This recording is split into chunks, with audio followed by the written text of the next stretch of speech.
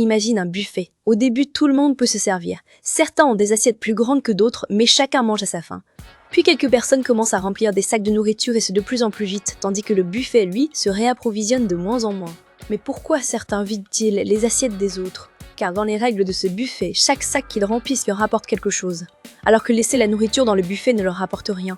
Leur intérêt personnel les pousse donc à accaparer le plus vite possible avant les autres. C'est exactement ce qui se passe dans nos économies depuis 40 ans. Quand tu gagnes ta vie avec ton salaire, tu échanges ton temps contre de l'argent.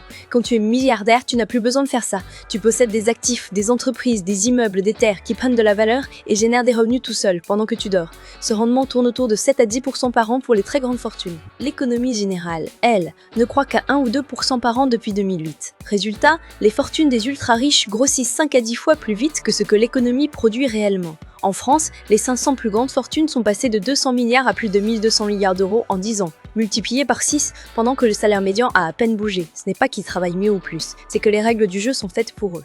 Je reformule pour ceux qui n'auraient pas compris. Si l'économie générale augmente proportionnellement à la richesse des milliardaires, alors tout va bien, car ils s'enrichissent à mesure que le gâteau commun à l'humanité grossit. On en profiterait tous. Mais là, il se trouve que les milliardaires ont multiplié leur richesse par 6, alors que le gâteau a à peine grossi, donc leur fortune multipliée par 6 creuse inévitablement les inégalités.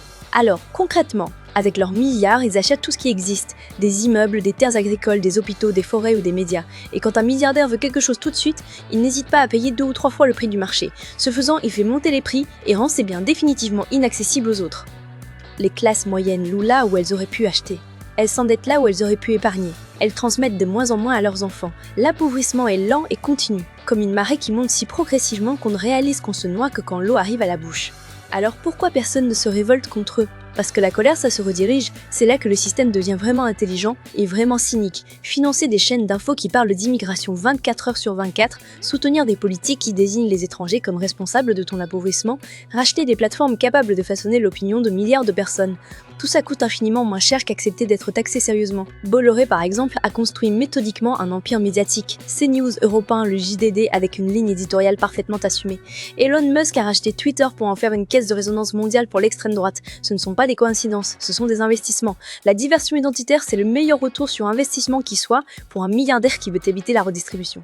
Et pendant ce temps, tu te disputes avec ton voisin de droite sur l'immigration et souhaites que ton voisin de gauche finisse à la rue plutôt que de toucher le RSA, pendant qu'eux organisent tranquillement leur agenda.